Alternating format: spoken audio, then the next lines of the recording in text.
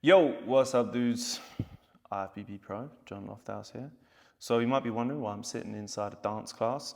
I'm sitting in a dance studio because there's no goddamn posing rooms anywhere I live in the gym, like in the gyms in and around Spain. So I rented a studio to do these videos.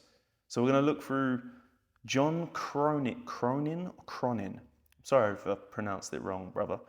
John Cronin's posing routine, and we're going to break down the flow and basically see if we can improve it. I'm going to go through the steps that I would take to improve the footwork, improve the poses, and how we can basically take this flow that we're using today from John. And by the way, if you want me to help you with your own flow, just comment FlowFix on this video, and then I'll reach out to you and we'll get the video. If you're, I'll send you a Dropbox link or something like that, and I can help you with your own posing. But we're going to go through the routine, break it down, then I'm going to show you how I can do it better, basically. So let's watch the routine and then we'll go from there.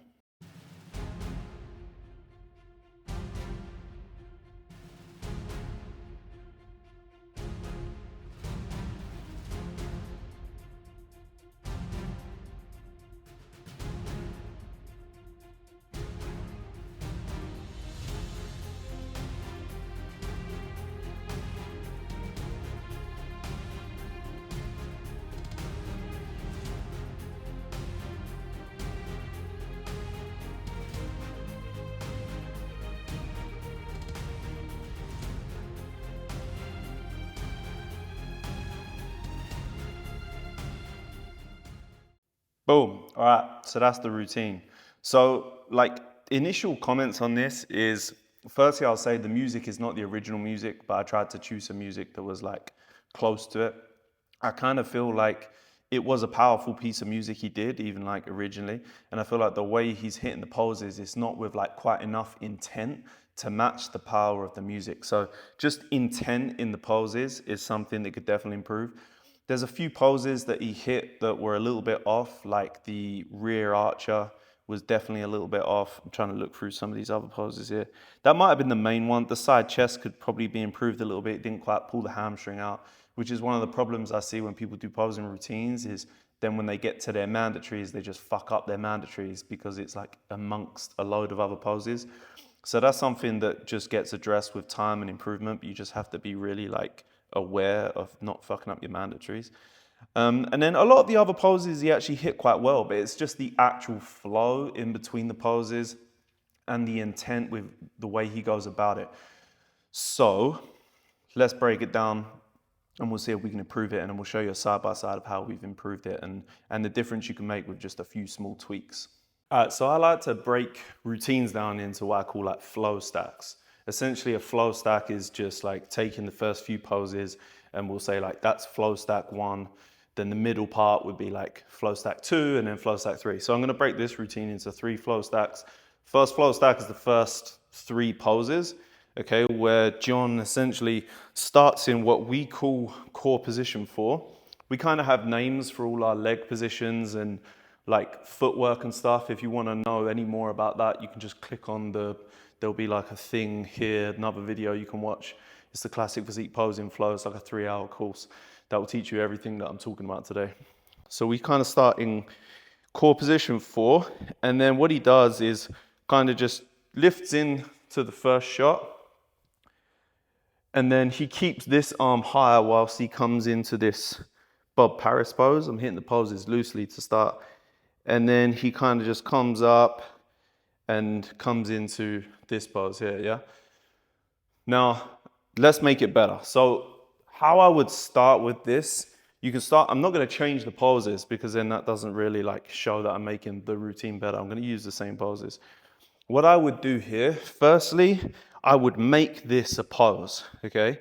So what I would really do is contract my hips forward into it more, drop my rib cage down, keep my arms I'll basically keep my lats flexed, okay, but keep my arms relaxed.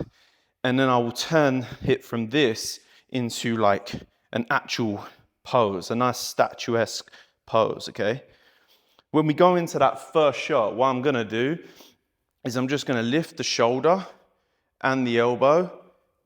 Roll the hand. So this is like what we call like a roll out. So when the elbow is fixed and you just roll the hand, okay?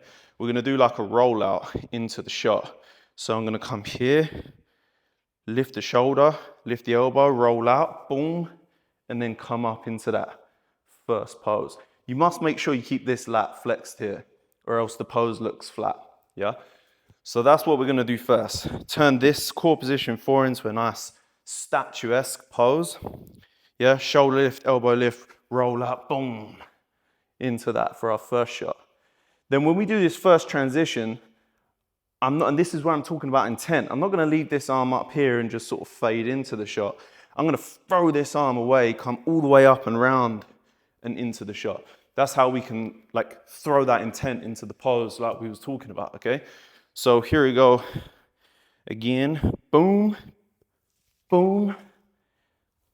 And then flick that arm all the way out. And then when it reaches this arm, I come up with both arms and into the pose. I might have actually fucked that pose up there. I hit it way more, way better on this side.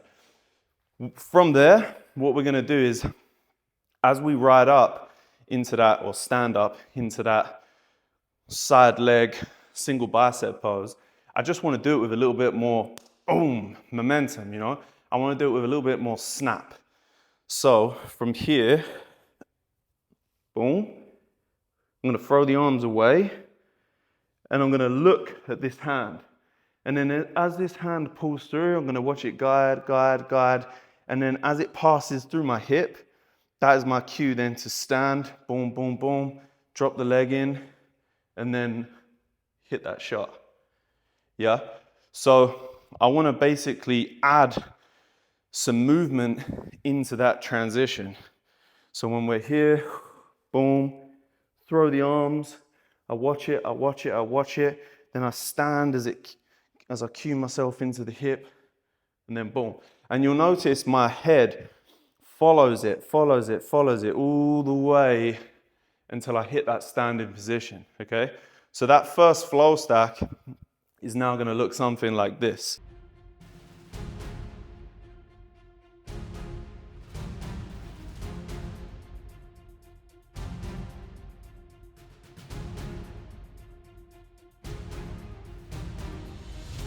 It's getting hot, time for the shorts, man.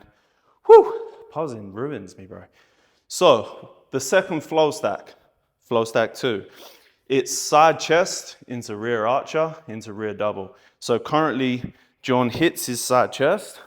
Yeah, he actually misses the hamstring drop on it. So you just need to be hyper aware that, you know, when we're coming here from core position 4, flowing, boom, we need to set that hamstring. Remember, when you're setting the hamstring, you're essentially dragging the hamstring across this adductor, boom, and you're creating that sandwich effect. It's actually the adductor pushing into the hamstring. Contrary to popular belief, most people think it's pushing the knee into it. It's not. It's dragging the hamstring across the adductor. So when I come up in from that core position 4 and I stand, I'm dragging the hamstring, boom, and I'm set, okay? So now we're here. From there, whoo, out of breath, man. Hard to teach and pose at the same time. So from there, he flows into his side chest, right? So boom, he sort of throws the arm out, hits into his side chest. Then he goes into a bit of a weird rear archer, and he kind of leaves the hip off here, okay, which is not ideal. And then he kind of just steps into a rear double, okay? So we want to improve that. The first thing that I'm going to go ahead and do is show you a wrist flick, okay? So from this position here, boom, rather than just keeping the hand fist, like keeping the hand a fist and throwing it away, I want to, again, you can check out the 3-hour posing course I did to learn how to do this properly. We do a wrist flick, which is where we turn that supinated wrist, that bicep, turn it into a swan, push the wrist through, and then open the hand out, okay? So it goes from this, which is just like that, to a nice boom, wrist flick, and then turn into the shot, yeah? That's the first thing I would do. Then from there, I would basically take a real nice step into what we call core position 1. So John does this, but he kind of steps and then leaves the hip back here. When we step into, in this case, what we call core position 1 is like that classic hip shift, yeah? And it's the same thing from the rear. The only difference is you're just moving the foot back and contracting into the hamstring to make it a rear pose, okay? So from this side chest, when I take my step, I want to push, boom, hip into it straight away. And then this trailing leg, it never wants to be too far away. People make the mistake of having it set way too far away. You basically just want it to be like kind of close to your other leg. Just let it fall naturally behind, okay? So from here, we take that step, push the hip in, hip, hip, hip, hip. And you see my toe is still on the ground, I haven't even moved it. All I actually do is just pivot it in, boom. And then I'm in my rear archer, okay? A proper leg position for it. We don't want to leave the hip back here because that just ruins the whole body alignment. We want to be, boom. Then we need to decide on a transition. John kind of like does this transition where it's like, I'm kind of going up overhead, but I'm also going to my left, yeah? We want to decide. There's 2 transitions come to mind here. The first one would be this, which I think would work really well. From here, boom, and then strike out the arm, okay? Or the other one would be sweep it all the way up overhead. So from side chest, boom, and then take it all the way up overhead. What we don't want to be, John, I'm talking to you, brother, is in the middle, yeah? We either want to strike it out or we want to sweep it all the way up overhead, okay? So we pick one of them transitions and then we make sure that we actually land the torso of the rear archer. I'm going to choose the striking transition for this routine. So when we're here, side chest, boom, boom, and then this arm sweeps up as this arm strikes as I do a rotation on the torso. Boom, okay? And I put a little boom snap on that. It's them subtle nuances when you boom strike with the shoulder, that little torso movement there, and then into the striking of the hand. That's them cool little things that you see like Ruff do and stuff like that, and you're like, oh, like Ruff's so good. It's like, it's them little things that make him so good. Then when we finish the arch, we just want to make sure that we fully scoop the shoulders, boom, scoop the shoulders forward, okay? So we can actually get that protraction on the shoulders so that the lats pull out into the pose, because I think John kind of squeezes his traps a little bit into the pose, okay? The other thing you'll see is because the hip position is off, the torso is kind of angled like this. Normally an archer is really nice when it's like angled straight, okay? You can angle it up a little bit, but I like it when it's straight. So that second transition will now look like this. Boom, or we'll go from here. Boom, wrist flick, boom, side chest, boom, okay?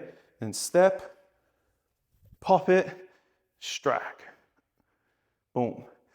Now from here into the rear double, okay, what John does is he kind of just, I don't know what you was doing there, brother. You're better than this.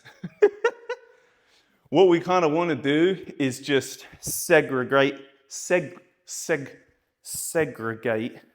the 2 poses with an arm movement, okay, with an arm dynamic. And we can just use simple arcing, okay? Arcing is essentially just symmetry on both sides. Yeah, your standard arc, okay? So from there, when he hits that, boom, archer, yeah? From this point here, we could just pop this hand up, set the leg, and then sweep all the way. And we can pause here, and then boom, hit the rear double, okay? So instead of like, he didn't do that, he kind of did this. Instead of this, we end up with something that should look like this. Boom, boom, boom, legs, boom, boom. Okay, much nicer, much cleaner, presenting the physique the whole way through. Okay, flow stack 3. This is where he starts to, it's like the song's kind of picking up, but he kind of like loses the pace of the routine a little bit because, again, he's just not hitting the shots like extremely powerful.